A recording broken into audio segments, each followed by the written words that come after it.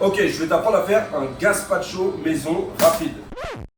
Première chose, il faut un blender ou un Thermomix ou celui de chez Lidl, il est bien en vrai. Il faut juste faire un truc avec une lame qui... un blender quoi. Bon, il n'y a pas de pesée. Mais d'ailleurs, on va commencer par une petite astuce pour faire une belle entrée facile, rapide, que tu peux faire en famille. Tu prends une tomate, c'est bien de prendre une cœur de bœuf comme ça, parce qu'il n'y a pas trop de pépins dedans. Coupe le chapeau comme ça. Donc ça c'est pour une personne. En fait tu vois, pour couper la peau de la tomate, c'est bien de prendre un couteau à dents. Et après tu prends un couteau comme ça, tu creuses, tu fais gaffe qu'il n'y ait pas de trou. Tu fais pas de trou dans la peau en fait. Tu fais vraiment un rond, tu creuses ta tomate. On récupère l'intérieur. Cet intérieur on va le mettre dans notre gazpacho. Voilà, on jette rien. Toute cette partie là on va la mettre au congèle. Et ça nous fera un petit bol bien glacé pour mettre le gazpacho. Parce que le gazpacho c'est la seule soupe froide venue d'un pays chaud. Oui. C'est ça l'histoire. Voilà. Là, si tu veux, on va le mettre au congélateur avec même son chapeau comme ça. Et comme ça nous fera notre petit récipient pour le gazpacho. Ok, je mets ça au congèle. Creusez une tomate jaune et une tomate rouge pour vous montrer les deux couleurs. Ensuite, je mets un petit peu d'huile d'olive et je vais imbiber du pain. Donc ça, c'est du pain qui traîne chez toi. Tu le prends. Vraiment l'intérieur, c'est mieux. La croûte, on va la mettre de côté, on va la manger. Ou tu peux les faire sauter, on peut les faire des croûtons avec. Et en fait, le fait de mettre dans le jus de tomate et l'huile, ça va un petit peu l'imbiber, ça va le ramollir. Et en fait, le pain, il sert juste à donner une texture à notre gazpacho. C'est un liant pour lier, parce que sinon, c'est de l'eau de légumes et ça peut se déphaser. En fait, c'est ça l'histoire. Donc, pour éviter que ça se déphase, on met un petit peu de pain, de mie de pain. On mélange comme ça et on laisse bien s'imbiber. Ça, on met de côté. Là, j'ai de l'ail frais. Hop, casse la gousse, mélange d'huile et de beurre, comme ça évite que ton beurre il brûle. On fait chauffer à fond. Il me restait des morceaux de croûte, je vais les mettre directement dedans. Et là ça me fera des croûtons pour mon entrée. Je fais revenir jusqu'à ce que ce soit bien doré. Faut toujours mettre un petit peu de sel, assaisonner tout ce que tu fais. Et voilà, on fait dorer tout doucement. Bon, hop, on laisse dorer tout doucement sur le côté. On reprend le gazpacho. Vous avez vu ma nouvelle planche? Il y a une vidéo YouTube qui est sortie, je vous envoie le lien, je vous mets le lien de la vidéo. Donc elle a tout fait sur mesure, c'est du bois debout et elle a écrit le nom de la team dessus. C'est magnifique, merci à toi. Voilà, nouvelle planche pour le studio. Je débarrasse mes croûtons, quand ils sont bien dorés, hop, plaque, de côté. Mixeur en place. Dedans, je vais prendre donc un poivron. Donc là j'ai un poivron rouge, couteau à pain. Moi je coupe le chapeau ici, je le coupe là en dessous. Ensuite un côté, tu le poses en latéral et tu coupes chaque côte, tu vois. Ce qui est important dans le poivron, il y a deux choses qui ne se digèrent pas, c'est les pépins et les côtes blanches. Donc il faut enlever les deux trucs. Et là on est bon. Tout ça c'est bon aussi. Donc on met directement dans le mixeur, on coupe un peu des morceaux grossiers. Poivron, hop, là ici c'est pas compliqué, tu enlèves le pédoncule et le reste, taille, tu mets dedans. Hop, hop. Là on a mis un poivron. Ensuite on va mettre nos tomates. Les tomates, il faut juste enlever le pédoncule, comme ceci.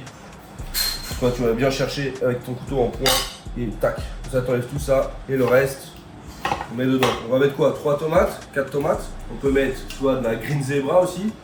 On va mettre donc une petite tomate verte, c'est bon, tu vois, plusieurs goûts. C'est la saison des tomates, de toute façon, sur tous les marchés, tout est là, tout est disponible. Ça, j'aime bien celle-là, tomate allongée, jaune.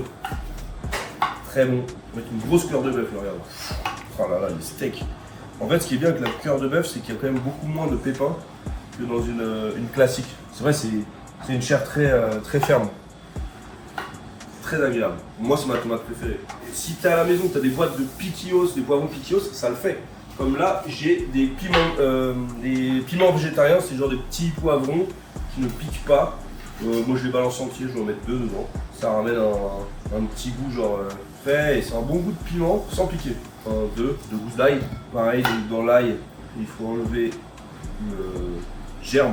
Et là en fait au milieu tu enlèves ce germe là, comme d'hab, et c'est ce qui te permet d'avoir de l'ail digeste. Tu mets dedans direct. Concombre. Concombre, bah, t'enlèves juste ces parties là. Donc concombre, il faut enlever la peau. Voilà. Et on va aussi enlever les pépins. Moi je déteste le concombre. Ah oui? J'adore le goût, mais ça me fait mal au ventre. Ah oui? Et les poivrons aussi. Là je te jure. Et là, mais le piment ça va? et le piment ça va. Et j'enlève donc les pépins. Et le concombre, si j'en mange, je rote concombre toute la journée. Ah oui? Ah ouais. Hop, grossier, tu coupes, blender.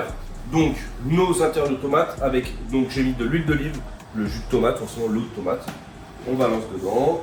Je voulais rajouter forcément du sel, mais si on veut, vous connaissez le cocktail Bloody Mary, et ben on pourrait faire un gazpacho Bloody Mary. Donc c'est juste, on doit rajouter donc de la sauce anglaise. Ça se trouve partout là, de la Worcestershire, sauce, dans tout le supermarché. Worcestershire sauce. Worcestershire sauce. Et là je mets ça. 1, 2, 3, 4, 5, 6, 7, 8, pas plus, c'est bien. Tabasco, on va donner un peu de piment, parce que le gazpacho c'est une sauce froide qui donne des pics chauds. Quand t'es petit ça pique, mais en vrai quand tu vieillis ça pique pas. Ok. Pas mal ça hein. Oui. Sel de céleri parce qu'on en met dans le Bloody Mary. Donc ça va faire un petit tips. 1, 2, 3. Là je vais rajouter assaisonnement. Donc là j'ai une huile d'olive extra vierge.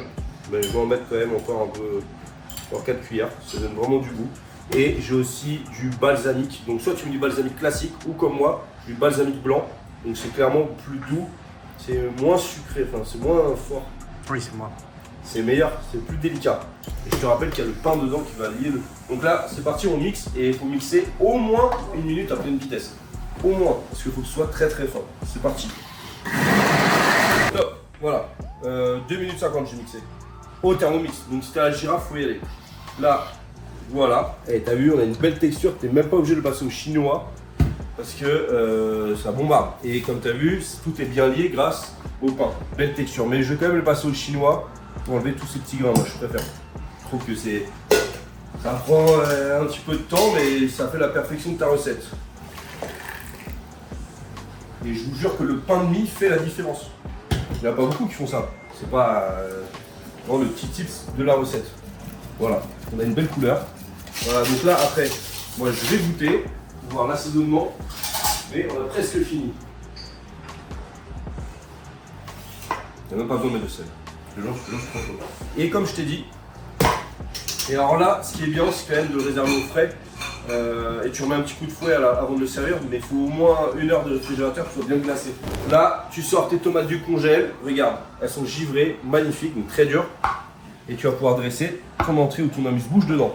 Donc là, j'ai mis une rouge et je fais pareil avec une jaune.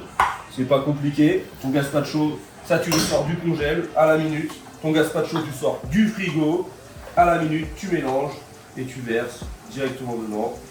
Et en plus ça va bien le maintenir au frais. Et tu dis bien à tes invités de ne pas manger la tomate congelée. Et la tomate congelée, toi après, tu peux la récupérer si tu veux pour faire une sauce tomate. Si c'est tes amis, tu peux les manger, c'est ce que je veux dire. Oublie pas de nos petits croutons, tu rajoutes dessus.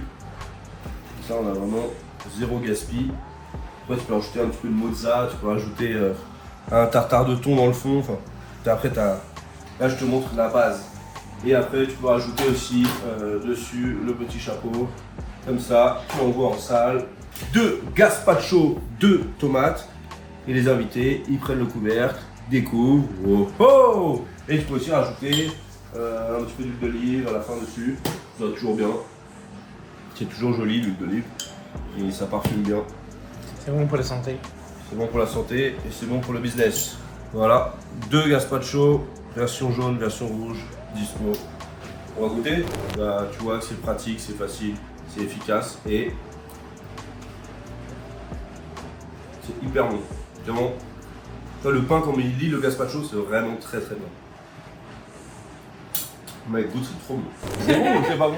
C'est bon. C'est trop bon. Avec le Ça pique un peu. Un petit peu, ça pique beaucoup. Ouais, mais ça va, c'est. moi j'adore. C'est pas moi. Non, c'est bon, c'est frais. Hein. Ah ouais, c'est trop. C'est ma vidéo du gazpacho. Mais voilà, elle fait partie des gens qui veulent manger la tomate. Non, Ah mais oui. t'es relou. Attends, je peux te resservir si tu veux. Bah ouais, parce que la tomate elle est congelée. Je viens de le faire et c'est toujours bien d'avoir un gazpacho frais. On laisse le bol.